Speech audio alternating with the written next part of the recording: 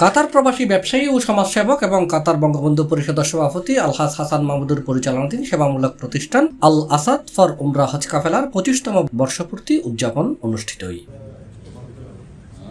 মঙ্গলবার রাতে রাজধানী দোহার লামিজান স্কয়ার মিলনায়তনে ফিতা এবং কেক কাটি আল আসাদ ফর উমরা হজ কাফেলার 25তম বর্ষপূর্তি উদযাপন অনুষ্ঠানত প্রধান অতিথি আছিল কাতারত নিযুক্ত বাংলাদেশের রাষ্ট্রদূত মোহাম্মদ নজরুল ইসলাম আর বিশেষ অতিথি আছিল প্রতিষ্ঠানের স্পন্সর কাতারি শাহিন আল মাহান্নাদি। অত্যন্ত বড় একটি ধন্যবাদ এবং অভিনন্দন জানাতে চাচ্ছি দূতাবাসের পক্ষ থেকে যে কাতারে উনি এরকম একটি বড় ব্যবসা প্রতিষ্ঠান গড়ে তুলেছেন যা অন্যান্য সমস্ত বাংলাদেশিদের কাছে কিন্তু একটি উদাহরণ হিসেবে কাতারের মতন এরকম একটি জায়গায় উনি এত আগে এসে এরকম এমন একটি বিষয় বেছে নিয়েছিলেন যেটা নাকি শুধুমাত্র ব্যবসা না, সেটা মানুষের ইহকাল এবং পরকালের উন্নতির জন্য সহায়ক।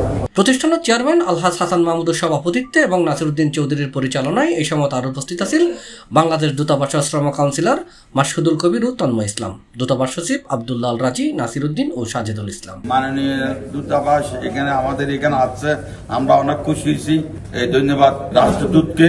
অনুষ্ঠানত এই প্রতিষ্ঠানের দীর্ঘ 25 বছরের বিভিন্ন সেবামূলক কার্যক্রম তুলে ধরছে প্রতিষ্ঠানের ম্যানেজার SM হাসান এবং অ্যাডমিন ম্যানেজার মোহাম্মদ আরমান। অনুষ্ঠান শেষে আগত বিয়াক অতিথি সম্মানে নৈশভোজের আয়োজন করা হয়। C+ চট্টগ্রাম।